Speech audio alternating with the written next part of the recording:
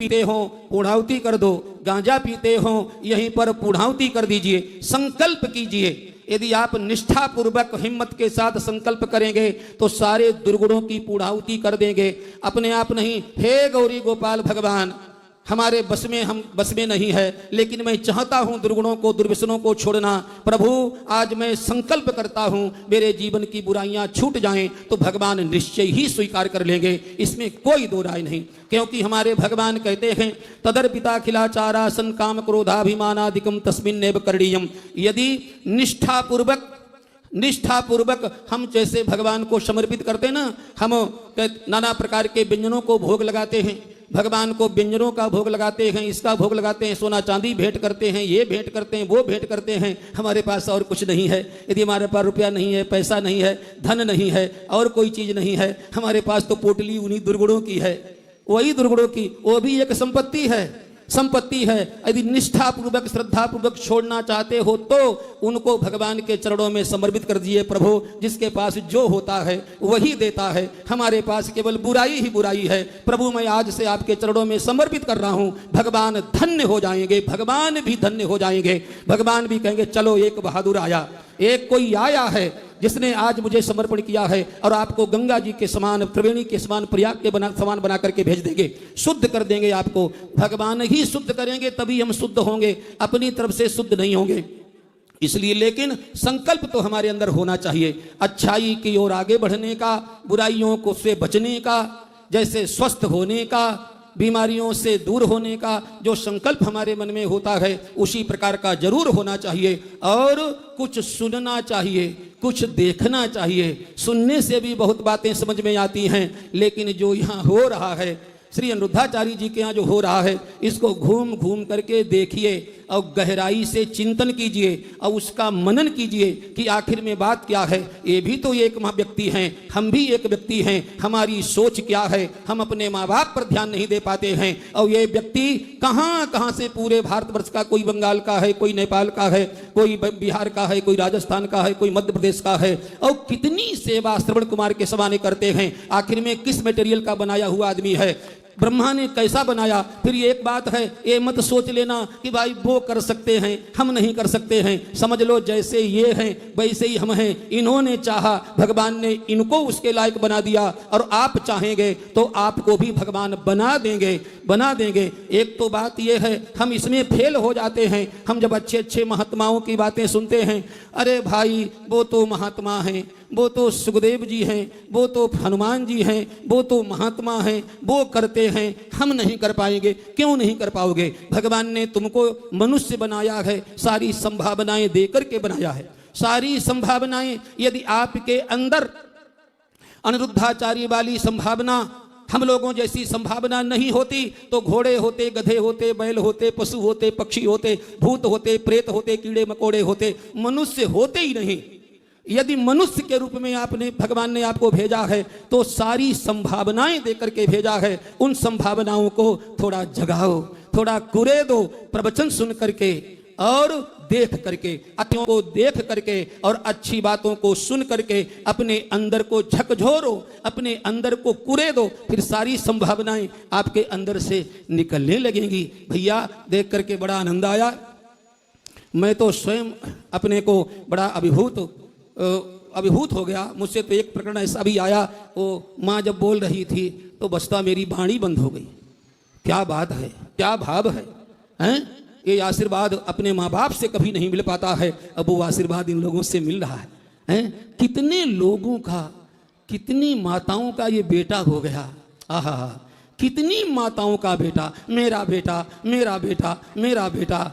कहते हैं नित्यम वृद्धोपसेविनः चत्वारि तस्य वर्धन्ते आयुर्विद्या यशो बलम। इसलिए ये चारों चीजें जो आपकी बढ़ रही हैं, बढ़ने का ऐसे ही नहीं बढ़ रही हैं, कारण है।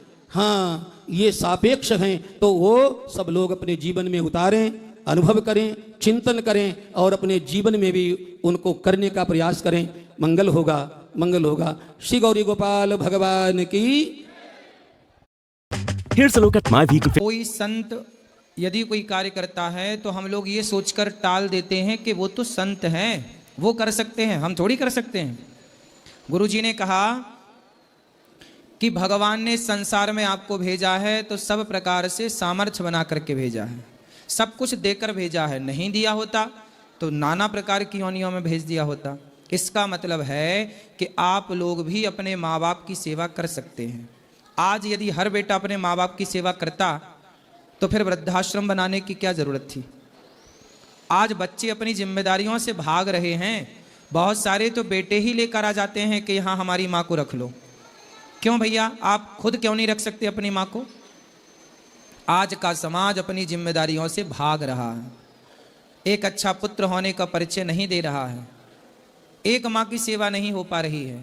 और गौरी गोपाल आश्रम में गुरुजनों के आशीर्वाद से, आप सबके प्यार से, सहयोग से 290 वृद्ध माताएं यहाँ रहती हैं। किस तरह रहती हैं आप खुद देख सकते हैं। यदि ये दास अनिरुद्ध 290 माँओं की सेवा कर सकता है तो आप एक माँ की सेवा तो कर ही सकते हैं अपनी अपनी माँ की। इसलिए कभी ये ना कहा जाए कि हम नहीं कर सकते। संत लोग इतना भजन करते हैं, इतनी भक्ति करते हैं, तो हम लोग कह देते हैं अरे वो तो संत है, उनका तो भजन करना काम ही है। हम लोग भी काम करते हुए भगवान का चिंतन कर सकते हैं।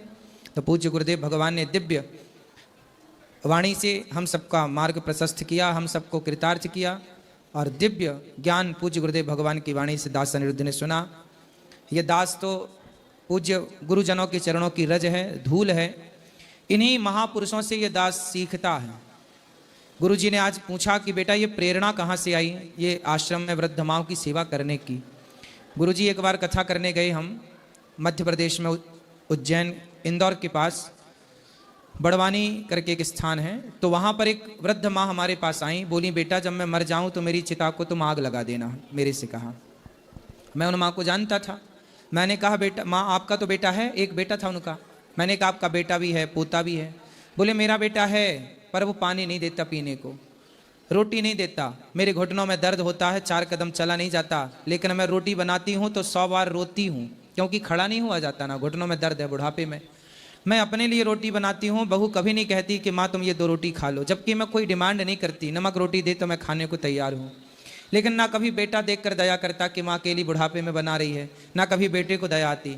तो जो बेटा मुझे रोटी नहीं देता पेट भर, जो बेटा पानी नहीं देता पेट भर, मैं उस बेटे से आग लेकर क्या करूँगी।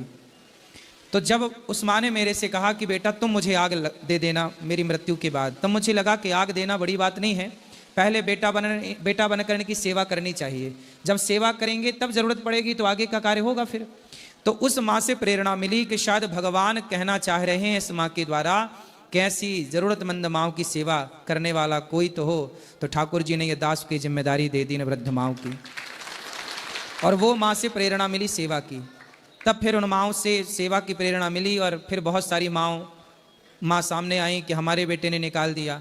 एक बेटे ने तो अपनी माँ के ऊपर मिट्टी का तेल डालकर, कैरोसिन डालकर चौराहे में खड़ा करके आग लगाने वाला था, जिंदा पड़ोसियों ने बचाया, पकड़ के ले आए। आज भी वो माँ यहाँ पर हैं। तो बहुत प्रताड़ित हुई समाज से। एक बेटे ने अपनी माँ को सिर पकड़ के दीवार में मारा, किसी ने बेलन से मारा, किसी ने अपमानित किया। किसी माँ ने बताया कि हमारे बेटे ने कमरे में बंद कर दिया, 2 दिन खाने को नहीं दिया। कैसे करके वो निकली और भागी और यहाँ आई। वो सभी माँ यहाँ रहती हैं। तो ये सारी ज़रूरतमंद माएँ हैं और सबकी सेवा आप गुरुजनों के आशीर्वाद से यहाँ होती है। तो ये वृद्ध माँओं की प्रेरणा तो यहाँ से मिली। दूसरी प्रेरणा गुरुजी, कोरोना काल जब आया तो वृंदावन में रिक्शे वालों के रिक्शे नहीं चले क्योंकि कोई आया नहीं यात्री। तो सारे रिक्शे वाले मेरे पास आए, गरीब मजदूर तबके के लोग। उस समय ये दास यहीं था, कथा सुना रहा था। कोरोना काल में कोई नहीं थे श्रोताओं के बिना हम कथा सुना रहे थे टीवी पर, वो लोग आप लोग सुन रहे थे कोरोना काल में। तब यहाँ के रिक्शे वाले मजदूर गरीब लोग आए, बोले हमारा सिलेंडर खत्म हो गया। भाई कोरोना लंबा चला ना, सिलेंडर खत्म हो गया, आटा खत्म हो गया, दाल खत्म हो गई, अब भोजन कैसे बने, छोटे छोटे बच्चे। तब उन लोगों ने कहा कि हमारे भोजन की व्यवस्था करो। तो बिहारी जी ने प्रेरणा दी। तब फिर गौरी गोपाल में अन्न क्षेत्र स्टार्ट किया कि आप एक काम करो, सिलेंडर आटे की चिंता ना करो, खूब परिवार के साथ दोनों टाइम आओ, यहीं बैठ के प्रसाद पाओ, खूब पेट भर के खाओ। तो कोरोना काल 2020 से लेकर आज तक गुरुजी वो अखंड अन्न क्षेत्र चल रहा है। आज वर्तमान में लगभग 30,000 लोग प्रसाद पा रहे हैं। आप लोग भी उसमें सम्मिलित हैं। आप पूज्य गुरुदेव भगवान की वाणी सुनेंगे और पूज्य गुरुजी की वाणी सुन करके अपने आप को कृतार्थ करेंगे।